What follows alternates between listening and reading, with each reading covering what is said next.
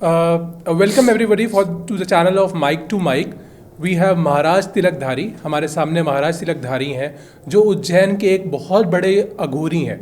आज हम एक सबसे डीप टॉपिक, अघोर क्या है, अघोर क्या है, जिससे लोगों को संसार को बहुत डर लगता है, तंत्र क्या है, भैरव क्या है, इसके बारे में हम बहुत डीप जानेंगे।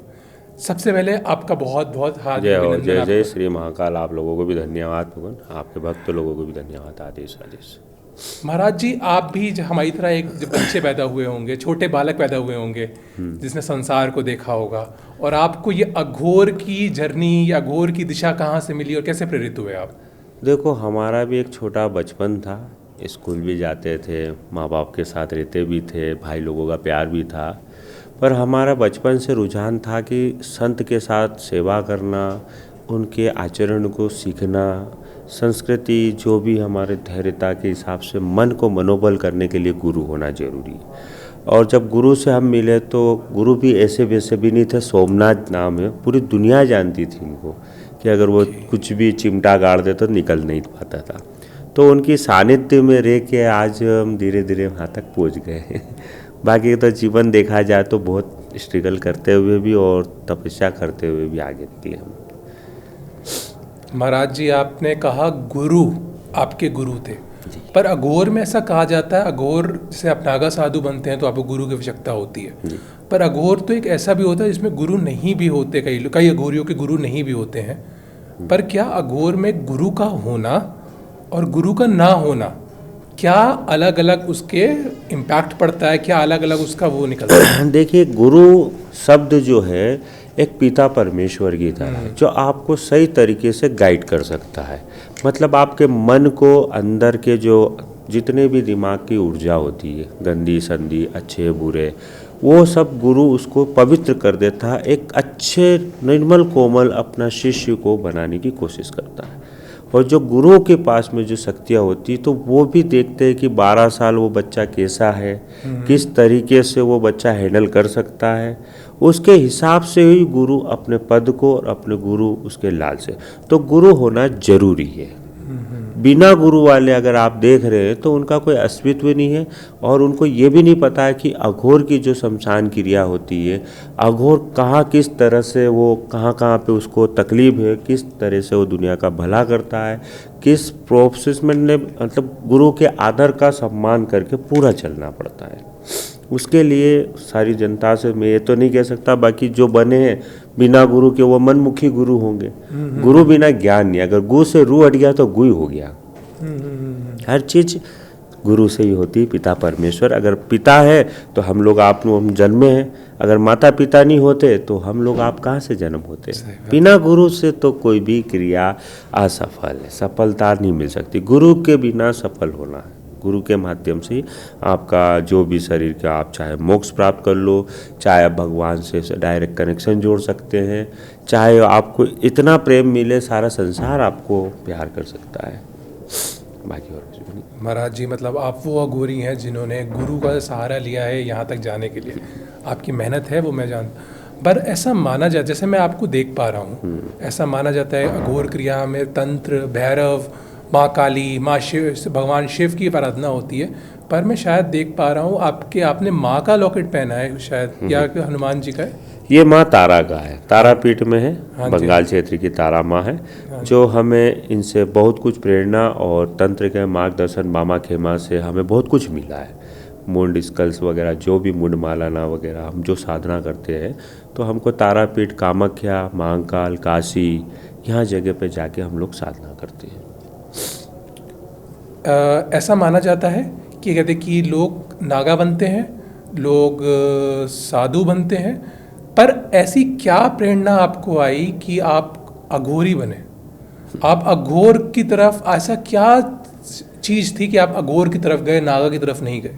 मैं अघोर की इस तरफ इसलिए गया कि वो एक अंधकार है। अंधकार के अंदर रह के आप देखिए जीवन की कि आपकी कौन कौन सी अभिलाषा, इच्छाएं जागृत होती है। उन इच्छाओं की, अभिलाषाओं को जागृत होने के लिए हम अपने अंदर धैर्यता को रखते हैं। अंदर उस इच्छाओं को मार दिया, पिंडदान होने के बाद मार दिया हमने, तो हमारे पास अब कोई इच्छा नहीं रही। सिर्फ अघोर की इच्छा इसलिए थी कि उसमें सर्वश्रेष्ठ महाकाल जो शिव तत्व है अघोर का, वो सबसे ज़्यादा खतरनाक और एकदम पावरफुल होता है। तो हमारी रुचि भी माँ काली से, महाकाल से ही प्रेरणा मिलते हुए हम इसी लाइन में हम चले गए। बाकी बहुत से नागा साधु संत वगैरह वो अपने अलग है, दत्तात्रेय महाराज का अलग करते हैं, गिरिपुरी में अलग है, हर तरह के अखाड़े अलग अलग प्रभु में। अब अघोर जो है वो हमारी प्रेरणा, हमारे को बड़ा बचपन से ऐसा लगा कि नहीं, हमें कुछ महादेव ने कुछ शक्तियाँ, गॉड गिफ्ट जैसे बोलते हैं, ऐसे गुरु की द्वारा हमें मिला हुआ है। तो जन कल्याण और उसी कारण के हिसाब से हम बैठ गए आनंद में। अब क्या करना, सारा जीवन तो देख चुके हैं, छल कपट मोह माया, पैसा कौड़ी, राजनीतिक फलाना टीम का कुछ नहीं है, सिर्फ जीरो है। पर उसमें हमें इतना आनंद आता है कि हम खुद ही अपने आप को ही भूल जाते हैं कि हम क्या है, स्वयं शिव ही आ जाता, महाकाली आ जाते। महाराज जी, एक चीज़ में दिमाग में आती है कि लोग अघोरियों से बहुत डरते हैं, पर उनको अघोरी साधु कहा जाता है। तो साधु मतलब साधित्व, साधुत्व, और साधु मतलब जो हमेशा संसार को प्रोटेक्ट करता है, पर लोग अघोरी साधु भी कहते हैं और उससे डरते भी हैं, ऐसा क्यों? देखिए, अंधकार से लोग डरते कि नहीं? हाँ जी। रात में अंधकार होता है कि नहीं? भगवान ने प्रकृति के हिसाब से अंधकार भी दिया और सुबह का सूर्य नारायण भी दिया, उजाला भी दिया। तो अंधकार क्यों दिया गया है? अंधकार के अंदर आपके जितने भी पाप होते हैं, डरावने होते हैं, बहुत सारे गलत गलत काम भी होते हैं। तो अंधकार में क्या होता है कि वो दबा देता है। क्या दबा देता है? कोई भी गुनाह होता है ना, वो दब जाता है अंधकार से। इसलिए वो लोग वक्त भय होता है कि नहीं यार, वो अंधकार में रहते हैं, बड़े डरावने होते हैं, कहीं ऐसा नहीं हमें वशीकरण कर लेंगे, या कहीं ऐसा नहीं हमारी बलि दे दे कोई। इस प्रकार की नाना भांति इस दुनिया में पड़ी हुई है, और ये जब तक रहेगा, जब तक किसी भी प्रकार को, किसी भी चीज़ को समझने के लिए आप और हम लोग चाहे मेहनत भी कर ले, चाहे आप और हम दोनों समझ जाएगी, बाकी पूरी दुनिया नहीं समझ पाएगी। बहुत अलग रहस्य और अलग डिफिकल्टी है। आपने कहा अंधकार, लोग कहते हैं अघोरी मांस खाते हैं, मदिरा का पान करते हैं, शमशानों में पूजन करते हैं, क्या ये सच है? हाँ, ये सच है। पंचमकार शक्तियाँ होती है, मेष मिथुन जो भी आपने बताया है। बाकी वो किस तरीके से होता है, जब तक वो बच्चा स्कूल में जाएगा, पूरी ट्रेनिंग ले लेगा, चाहे गुरुकुल में अगर हमारे यहाँ बच्चा आएगा तो पूरी ट्रेनिंग दी जाती है। ये मांस वगैरह ये सब बात का प्रोसेसर है। ये मांस वगैरह जो आप बात कर रहे हैं, उसमें ये देखा जाता है कि अगर किसी मुर्दे का मांस खाया तो उसको घृणा नहीं होना चाहिए। क्या नहीं होना चाहिए? घृणा। मतलब एक गंदगी चीज़ है, उसको शुद्ध करना। क्या करना है? शुद्ध करना।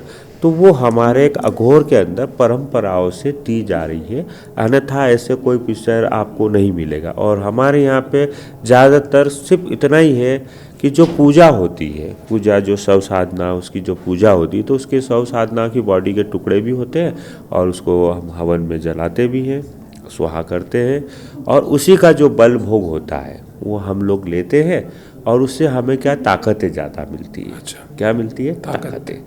अब गंदापन, आज कोई भी अच्छा व्यक्ति होगा, उसको गंदे पे बिठाएगा तो वो तो पहले नाक बंद कर लेगा, वो एकदम बोलेगा अच्छा नहीं लग रहा है। वहाँ हमारी उन चीज़ों को, गहराइयों को टटोला जाता है कि ये कितना अंदर गहराई से, मतलब अंदर का पावर, विल की आप समझ लो, आपका जो भी अंदर का है वो कितना अच्छा स्ट्रॉन्ग बन सकता है। अगर ये अच्छा बनेगा तो ही हमारे देश के लिए कुछ न कुछ वो युद्ध के लिए कामयाबी आएगी। तो फिर मतलब अघोर में ये चीज़ें सिखाई जाती हैं कि मनुष्य गंदगी से, भेदभाव से परे हो, तो उजाले किया हो रहा हो।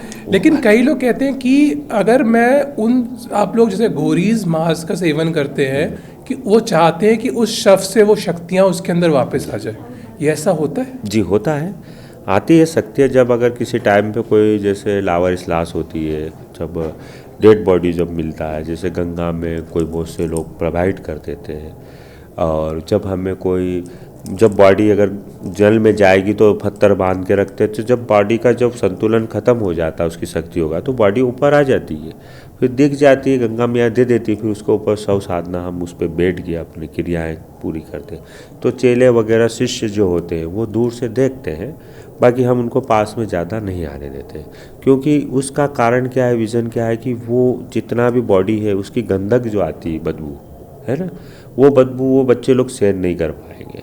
सबसे पहले वो चीज़ को कंट्रोल करना अनिवार्य है। तभी आप जाके इन चीज़ों को सीख पाओगे, इन चीज़ों के बारे में समझ पाओगे।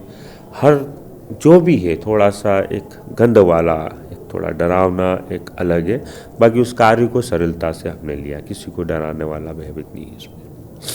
महाराज जी, आपने कहा कि आपको वो गंध आती है और वो मांस बॉडी जो होती है वो थोड़ी सड़ भी जाती है। सड़ भी जाती है। हाँ, तो ये सब तो एक मुश्किलात, एक मुश्किलें जो होती हैं एक अघोरी बनने में, एक प्रोसेस जो है वो बहुत मुश्किल भरा प्रोसेस है, कठिनाइयाँ हैं, परिश्रम है उस प्रोसेस में। क्या आपको वो कठिनाइयाँ लाइफ में फेस हुई अघोरी बनने में, कि आपके लिए रास्ता बहुत आसान था ये? नहीं, आसान कहना सरल है। क्या है, जब उसकी परीक्षा होती है, जब उस मार्ग पे चलते हैं, तो थोड़ा बहुत हल्का फुल्का आपका थोड़ा डगमगाना या थोड़ा सा भयभीत होना, थोड़ा सा अंदर से जो अपने सचिताय को देखना, वो थोड़ा सा फीलिंग्स आना, मतलब ये समझिए कि आप में 1% जो है उसमें छोटी सी बारीकी कमी होगी। क्या कमी होगी? बारीकी। अगर ये कमी होगी तो आप किसी भी बलशाली किसी भी चीज़ को आप दुरुपयोग से दूर नहीं कर पाओगे, वो आप पे हेवी हो जाएगा। जब अगर हम पूरी तरीके से इसको बॉडी को सर्च कर लेते तो अब हमारे लिए क्या है, वो आम की तरह हो गया, खेलने कूदने वाली पिक्चर होगी। जैसे अगर आप साइंस की बात करें, डॉक्टर जो होता है तो डॉक्टर भी मुर्दा घर में रहता है ना, उसका चीर फाड़ वगैरह सब करता है ना, उसके भी पार्ट्स वगैरह सब निकालता है ना। तो डॉक्टर भी तो हमारा अघोरी है ना। सबसे बड़ा डॉक्टर कौन है? हमारा अघोरी है। हाँ जी। हमारा डॉक्टर रामनाथ अघोरी, किनाराम बाबा, ये डॉक्टर क्यों लगा? डॉक्टर से ही तो खेल जमा है ना, विज्ञान वहीं से जमा है। तो ये डॉक्टर का जो लाइन है वो बाद में अस्पताल वगैरह सब बना है। पहले अपने जो आदिवासी जो टाइम में जो छोटे थे, भूतकाल वाले जो हमारे पूर्वज थे, तो उस टाइम पे तो समझ ही नहीं थी ना कि बॉडी सड़ रही, कि बदबू आ रही, क्या है। धीरे धीरे सबको ज्ञान आया, संस्कृत में से वो भी आया ज्ञान, धीरे धीरे आया। तो ये हमें ज्ञान मिला आपसे कि ये डॉक्टर जो हमारे में उत्पन्न हुए पहले वो अघोरी थे। हाँ, ये एक बहुत महत्वपूर्ण ज्ञान है। आप पूछ लीजिएगा डॉक्टर से। हाँ जी। अगर उनके स्टूडेंट होते हैं कॉलेज में पढ़ने वाले, तो उनके स्टूडेंट को सिखाते हैं ना वो, कि कैसा अपने पेट का चीरा लगाना है, टाँके लगाना है। तो कोई स्टूडेंट हाथ भी हिलता है किसी किसी का, कोई स्टूडेंट एकदम डर भी लगता है, कहीं सुई मैंने कभी लगाई नहीं, सुई कैसे, मतलब उनको ट्रेनिंग देना तो पड़ती है ना। वैसे एक अघोर की ट्रेनिंग भी इस तरीके से। महाराज जी, मैं कहूँगा कि आपने ये जो अपने हाथ में धारण किया है जी, ये क्या है? ये मेरा भैरव दंड है। ओमकार कार महाकार भैरव ज्योति आपकी कार, लोहे का कोट समुंदर की खाई भैरव ज्योति आपकी दुआई। ये मेरा भैरव दंड है, जिससे नेगेटिव ऊर्जा पास में ना आए, चाहे कोई भी फालतू ना आए, वो उसके लिए दिखाने के लिए, समझाने के लिए। एक स्थिर ये चीज़ रहेगी तो सारी चीज़ स्थिर रहेगी। मतलब आप थोड़ी देर के लिए सोच लो, कानून के पास डंडा है तो ये मेरे पास डंडा है, और कुछ नहीं। और ये जो आपके पास मुंडमाला है, जो ये मेरा क्रिस्टल है, हाँ जी, ये मेरा बाबू है। ये खोपड़ी, आप हिंदी में खोपड़ी बोलते हैं, मनुष्य की कंकाली बोलते हैं ना। ये मेरे गुरु ने दी हुई परंपराओं के साथ है। ये भी एक अघोरी है। क्या है? अघोरी। जब गुरु ने इसके साथ प्रेम पट, जोग पट, इसका संस्कार है ना, अखाड़े से जो भी संपत्ति थे, वो हमारे गुरु इनको संभाल के रखते थे। ये पीढ़ियाँ बंद है, मतलब गुरु के गुरु, गुरु के गुरु चलता रहता है। तो गुरु ने संभाल के रखी, तो उन्होंने देखा कि कोई ऐसा बच्चा हो कि जो कम से कम वो अपनी दुनिया में हट के रहे और समाज के प्रति एक नंबर का कार्य करे। तो उस टाइम से हमारे पास में गुरु ने दिया, और गुरु साल भर होने के बाद पर्दा ले लिया उन्होंने। और नहीं तो अगर वो जिंदा होते और मेरे साथ होते तो आज मैं आपको हार्ट सीट पे उनसे बात करवाता, ऐसा लगता है। महाराज जी, ये जो आपके पास है, आपके गुरु का जो आपका तोहफा है या गुरु का ज्ञान आपके पास है, वो आज ये इनमें कुछ जान है, प्राण है, इनमें कुछ है, ये कुछ देख सकते हैं आप? मेरे को इनके बारे में प्लीज़ विस्तार से थोड़ा बताओ। जी, ये जो क्रिस्टल है, इसमें कम से कम मेरे पास 1000 आत्मा है। उसमें अच्छी भी है, कुछ बुरी भी है, और इन सब को जहाँ काम करने वाली आत्मा होती है उन काम कर देते हैं, जो काम की नहीं होती उनको मुक्त मोक्ष करके उनका कार्य छोड़ देते हैं। जो गिने चुनी हो जो चीज़ें होती वो इसमें हम इसमें उतार देते हैं, मतलब शरीर बॉडी में नहीं उतारते। कोई भी आत्मा खराब हो या जटिली हो, डटी आत्मा हो, कैसी भी आत्मा हो, वो इसमें प्रकट होती है। उसके लिए हमारे ये तंत्र है, यंत्र है और इसी के सारे मंत्र भी है, तीनों चीज़ इसी के प्रोवाइड हो जाते हैं। इसलिए ये हमारे साथ रहता है। हमें कुछ तकलीफ होती है तो हम बोल देते हैं बाबू शुरू हो जा, तो बाबू शुरू हो जाता है। आप कुछ ऐसा कह सकते हो? नहीं, अभी जहाँ तक कोशिश से अभी तक फिलहाल सब लोगों को पता है बापू के बारे में, मीडिया में सबको पता है। आज से मेरा नहीं, काफ़ी टाइम से चल रहा है। तो बाबू के बारे में तो पूरी दुनिया जानती है कि हमारा बाबू को हमको दे दो। हमसे मांगते हैं कि आप हमारे बाबू को दे दो, तो हमारे गुरु की परंपरा हम कैसे देते हैं? नहीं, जब आप हमारे अच्छे चेले बन जाओगे तो हम आपको दे देंगे, फिर आप इसका जो भी यूजिबल, जो भी कार्य, जो भी करना हो वो आप कर सकते हैं। तो मतलब आप इस समय उचित नहीं समझोगे कि इसका कुछ कर्तव्य? इसका कर्तव्य अभी तो मैंने अभी फिलहाल लगा रखा है किसी कार्य में। एक बच्चे का काम है जो थोड़ा दुखी है, परेशान हो रहा है, उसकी प्रॉपर्टी का, उसके घर परिवार उजड़ रहा था, तो मैंने उसमें अभी थोड़ा ये नींबू जो लगे हुए ना, ये उसी के कार्य से लगाया। ये तो आपने थोड़ा सा रिक्वेस्ट की कि थोड़ा बापू आपके पास है तो थोड़ा दिखाइए दर्शकों, तो मैं दिखा दिया दर्शकों की बेटा ये मेरा थोड़ा देवता है और हमारा कार्य करने वाला मशीन है, टेलीफोन है। हमारे भी दर्शकों को इससे थोड़ा आशीर्वाद दिलाइए। आशीर्वाद है ना, हम आशीर्वाद दे रहे हैं, पूरी दुनिया को दिख रहा है तो आशीर्वाद मिलेगा, ऐसा कुछ नहीं है। बाकी का तो सारा भगवान महाकाल है, वो आपके साथ है, बाकी का तो कुछ भी नहीं है। आपने बात करी भैरव के बारे में, भैरव दंड के बारे में, जी जी, तंत्र के बारे में। भैरव के बारे में हमारे दर्शकों को थोड़ा और विस्तार से बताइए, भैरव क्या है? देखिए, भैरव जो है महादेव का रुद्र अवतार है। जब महादेव ने भैरव को रुद्र अवतार में उनको लाए, जैसे कार्तिक के टाइम पे लड़ाई होना था उनको कार्तिक से देवी देवताओं को, तब भैरव को उत्पन्न किया। जब माँ सती के टुकड़े हुए थे 52, तब भैरव को एक एक जगह पे टुकड़ों में विराजित किया गया। तो 52 भैरव, उनके साथ 64 जोगनियाँ है। कितनी जोगनियाँ? 64 जोगनी। इन सब का कॉम्बिनेशन करते तो अपने 12 बजता। कितना बजता है? 12। जो 12 बजते हैं वो सोम, मंगल, बुध, गुरु, शुक्र, शनि, राहु, केतु, ये है ग्रह नक्षत्र। ये भैरव का काम सिर्फ शक्तियों को रोकना, मतलब नेगेटिव ऊर्जा नहीं आना। मतलब अगर आप अच्छे हैं तो मैं आपके पास एक बॉडीगार्ड रखता हूँ, वो बॉडीगार्ड के हिसाब से भैरव का काम। इनके साथ फिर एक बॉडीगार्ड होता है क्षेत्रपाल, फिर उनके साथ एक और होता है द्वारपाल। हर अलग अलग कैटेगरी के भैरव हैं। अब आपको कौन सा भैरव पसंद आता है, आप कौन से भैरव की सेवा करना चाहते हैं, उनकी अलग अलग तरीके से सेवा होती है। बटुक भैरव जो है वो आपके सात्विक में है, और हमारे पास जो भैरव सब तामस में है, मांस वगैरह ये सब लगता है उनको। तो सब अलग अलग प्रथा से अलग अलग देवी शक्तियों के रूप में है, 10 महाविद्याओं के रूप में है, और उस तरीके से। महाराज जी, हमें जानना है कि कई लोग मंत्र कहते हैं, कई तंत्र कहते हैं। तंत्र और मंत्र में क्या डिफरेंस है? देखिए, तंत्र, मंत्र और यंत्र, ये 3 शब्द जो है आकाश, धरती, पाताल, ठीक है। तंत्र, मंत्र और यंत्र मतलब एक धनुष की तरह होना जरूरी है। एक धनुष की जो कमान होती है उसको पूरा एक धनुष को चीरते हैं ना अपन, उस प्रकार से वो तंत्र, मंत्र, यंत्र है। अब इसकी परिभाषा बताओ। तंत्र क्या है? एक किसी के ऊपर मतलब हवन पूजन करना तंत्र के लिए। मंत्र क्या है? ओम भूर्भुवस्सुः तत्सवितुर्वरेण्यं देवस्य धीमहि धियो यो न प्रचोदयात्, ये मंत्र है। और यंत्र क्या है? जैसे ये बाबू मतलब एक क्रिस्टल मैंने है, इस पर मैंने पड़ंत कर दिया, चाहे नींबू है, वो यंत्र हो गया। वो यंत्र अगर आप किसी के घर में कहीं पे टांगोगे तो वो यंत्र द्वारा वो आपकी नेगेटिव ऊर्जाएं खत्म कर देता है। मंत्र से आपका हवन पूजन है ना, वो कर सकते हैं। तो तंत्र मंत्र सिर्फ स्पीच है, स्पेलिंग है और वर्ड है, बाकी जो है उसके कार्य। यंत्र है मतलब यंत्र बनता है। क्या बनता है? यंत्र। और मंत्र जो है मुंह से बोलने वाला, जो भी आपका शिव हो, चाहे आपका कोई भी भगवान इष्ट देवता हो या गुरु का मंत्र हो, बोल सकते हैं। अब बाकी का तो आप खुद ही समझते हैं इन चीज़ों के बारे में, तो अब मैं क्या बोलूँ, दुनिया जानती है।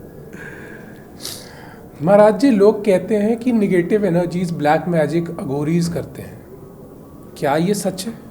नहीं, ऐसा सच थोड़ा बहुत है, बाकी 50% नहीं है। अघोरी ब्लैक मैजिक करते हैं, बाकी ब्लैक मैजिक किसी के अच्छाई के लिए भी होता है और किसी के लिए बहुत बुरा भी हो सकता है। ब्लैक मैजिक से ब्लैक मैजिक कितना है, ज़्यादा 3-4 घंटे, 2 घंटे, साल भर, 2 साल, उसके बाद उसका अंत बेकार है ब्लैक मैजिक का। ब्लैक मैजिक करने वाले का कि ब्लैक मैजिक जिस पे होता है? उसके वो जिसने करा उसके ऊपर भी होगा, जो करने वाला उसके ऊपर भी होता है। हाँ। जैसे अगर मैं किसी के ऊपर कर दिया तो चलो वो तो गलत हो गया ही हो गया, मेरी नज़र से पापी हो ही गया, और उसकी जो बद्दुआ है वो मुझे भी तो लगेगी ना।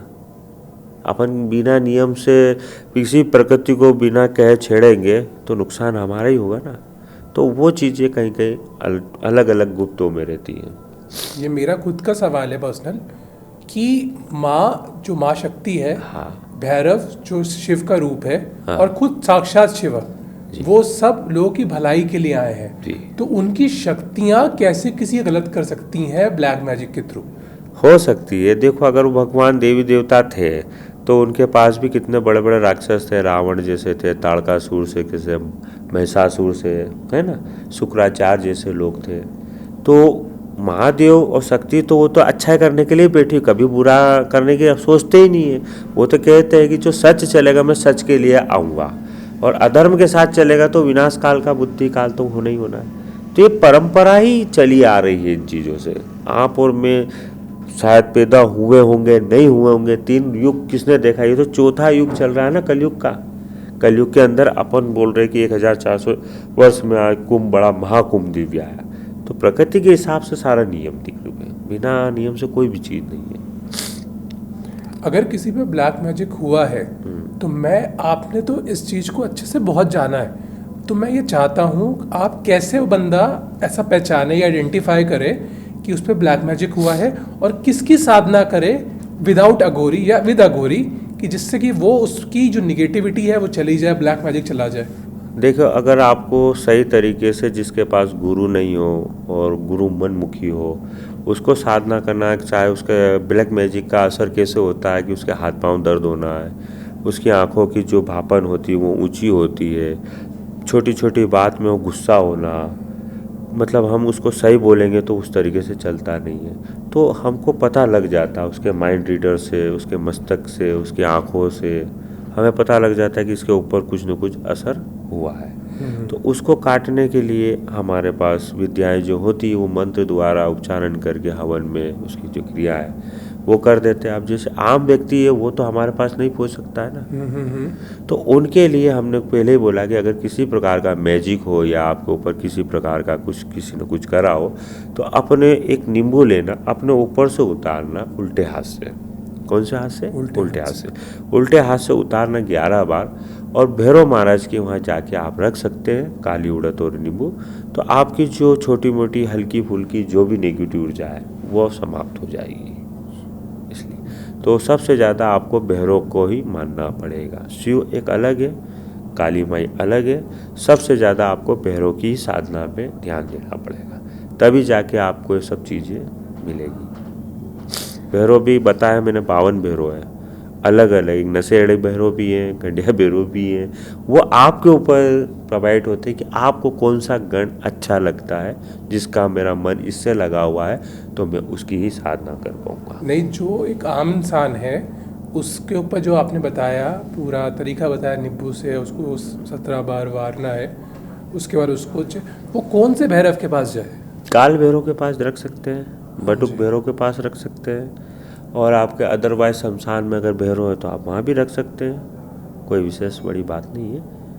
आप शमशान के बारे में बात कर रहे हो, शमशान में आप जब पहली बार शमशान गए थे जी, तो आपको कुछ अनयूजुअल लगा था, कुछ अलग लगा था, कुछ शक्तियों से आपकी भेंट हुई, कुछ शक्तियों ने आपको मना किया, रेजिस्ट किया, कुछ ने अपनी ताकत दिखाई होगी। हाँ। तो आप प्लीज़ उसके बारे में थोड़ा सा बताओ। जब मैं उस टाइम में जब क्रिया करी तो भयानक रूप से थोड़ा बहुत डराया भी था शक्तियों ने, कहीं बारिश आ रही है, तूफान आ रहा है, साधना करने ही नहीं देते थे वो शक्तियाँ, मतलब जो नेगेटिव ऊर्जा होती थी वो हमें आके मतलब कहीं ना कहीं वो कुछ न कुछ करते हुए दिखाती रहती थी।